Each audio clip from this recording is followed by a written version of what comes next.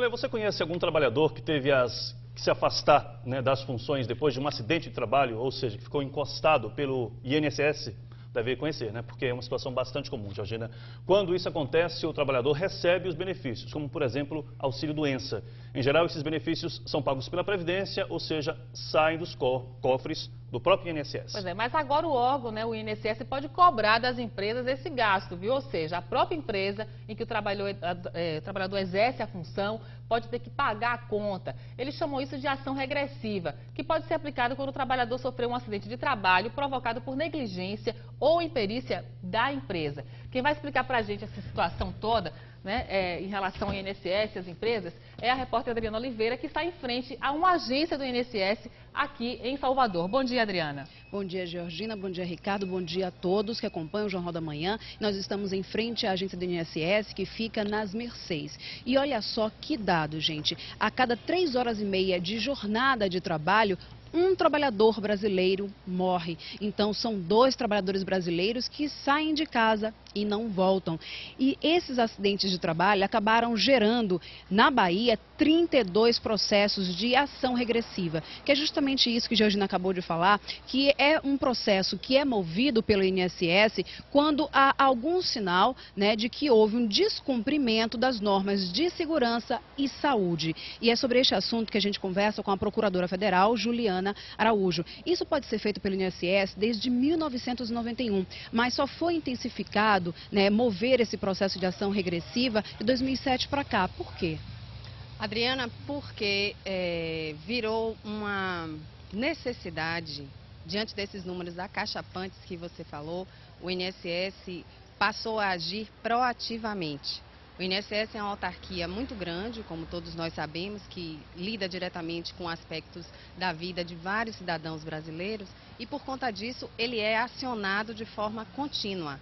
Mas, diante desses números, nós tomamos a iniciativa, nós, a Procuradoria, tomamos a iniciativa de promover essas ações regressivas, visando minimizar os gastos que o INSS possui com o pagamento desses benefícios, além de incrementar uma política de redução do número de acidentes de trabalho, que é absurdo hoje no Brasil. O Brasil hoje, de acordo com a OIT, é a 4ª nação em números de acidentes de trabalho. É a campeã, está em 4º lugar em números de acidentes de trabalho. E nós queremos, de alguma forma, contribuir para a diminuição desse número. A procuradora, bom dia, Georgina. Em que situação, na prática, uma empresa pode ser, no caso, pode receber então, a culpa, né, pelo acidente? Né? Na prática, o que pode acontecer aí, que pode levar o INSS a levar em consideração que foi a empresa culpada pelo trabalhador ter sofrido um acidente de trabalho?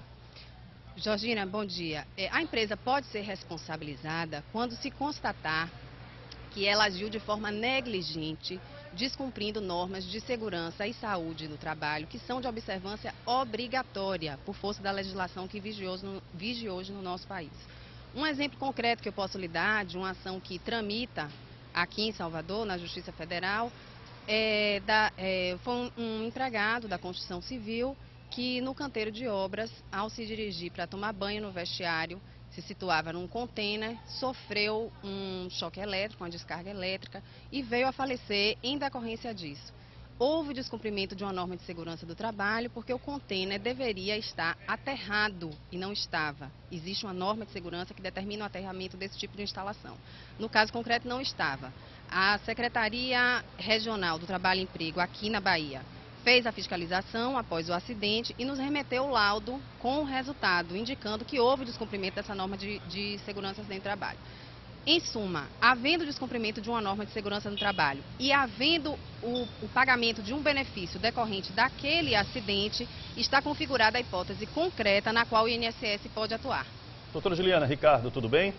Bom dia, bem-vinda ao Jornal da Manhã. Como é que o INSS vai poder processar, entrar com uma ação, mover uma ação contra a empresa por negligência ou imperícia nessa questão, se o INSS não tem fiscal dentro da empresa? Como é que ela vai fiscalizar e saber se de fato houve imperícia ou negligência da empresa?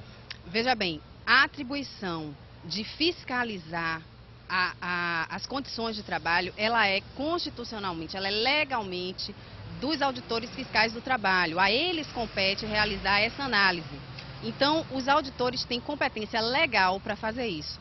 assim que eles analisam o acidente, analisam o caso concreto, concluem que houve o descumprimento de alguma norma de segurança do trabalho, eles enviam isso para o INSS.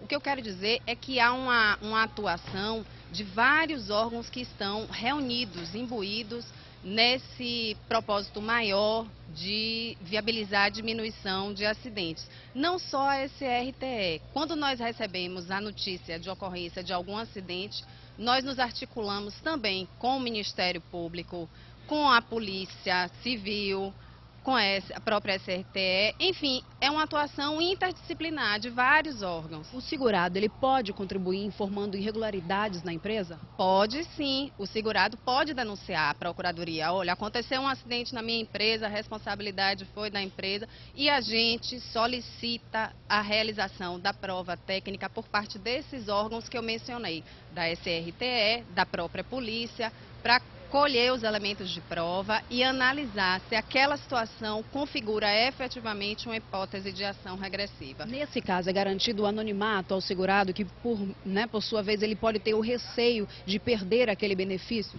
Sim, sim, tranquilamente. Não há necessidade de que a denúncia seja, que haja identificação da pessoa que fez a denúncia para iniciar o processo de apuração daquela irregularidade, sem problema nenhum. Agora, enquanto a ação está sendo analisada, as provas estão sendo colhidas, não existe nenhum prejuízo para o trabalhador, né? Ele recebe o benefício mesmo assim, ou o INSS pagando, ou a empresa pagando depois, mas para o segurado, para o trabalhador, o benefício está garantido. Está garantido sempre. Isso é muito bom que a gente diga, para que fique claro para o segurado que, independentemente da gente obter sucesso na ação regressiva, ele continua recebendo benefício.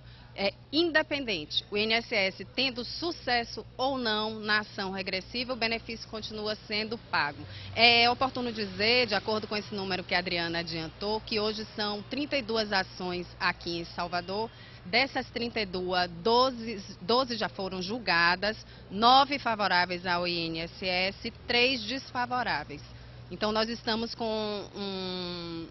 bastante otimistas. No Brasil, o índice de sucesso hoje alcança 90%, são 1.200 ações aproximadamente que tramitam no país. Das que já foram julgadas, em 90% nós obtivemos êxito. Por quê? Porque a propositura dessas ações, ela é precedida de uma análise rigorosa do caso concreto. O que eu quero dizer é que o INSS não vai inundar o judiciário com ações despropositadas.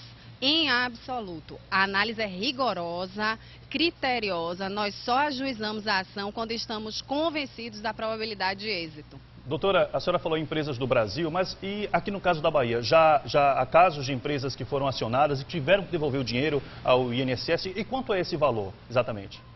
Olha, em valores, nós ainda não temos um número fixo. O que eu posso dizer para você é o seguinte: dessas ações que foram julgadas favoravelmente, 9 ações, ainda não houve trânsito em julgado. As ações ainda estão pendentes de recurso no Tribunal Regional Federal da Primeira Região. Então ainda não começou a se executar. Mas nós já fizemos 3 acordos no âmbito aqui de Salvador. Um acordo, inclusive, que sequer foi precedido de ação judicial. Quando nós concluímos essa investigação prévia, nós notificamos a empresa, informamos que ela seria acionada e a empresa, para evitar um processo judicial, optou pelo pagamento. Os números ainda não são significativos, o valor do ressarcimento, mas a expectativa é muito grande, porque são benefícios que podem perdurar no tempo, por muito tempo.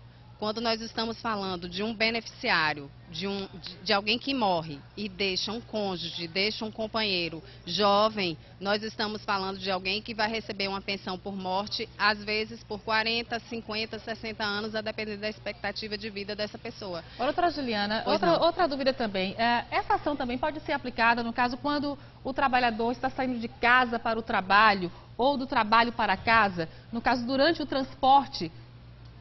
Essa hipótese que você menciona, Georgina, é o acidente de trajeto. Pode sim.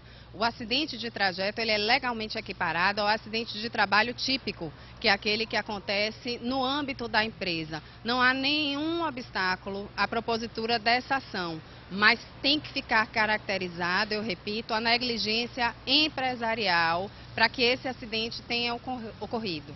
Vamos lembrar onde o segurado pode informar a Procuradoria, dando detalhes de irregularidades, aonde isso pode ser feito? A denúncia pode ser feita na sede da Procuradoria Federal, que fica na Avenida Paralela, na Avenida Luiz Viana Filho, no prédio da instituição, no prédio de segunda da a sexta? Geral da União, de segunda a sexta, Horário administrativo. Horário normal.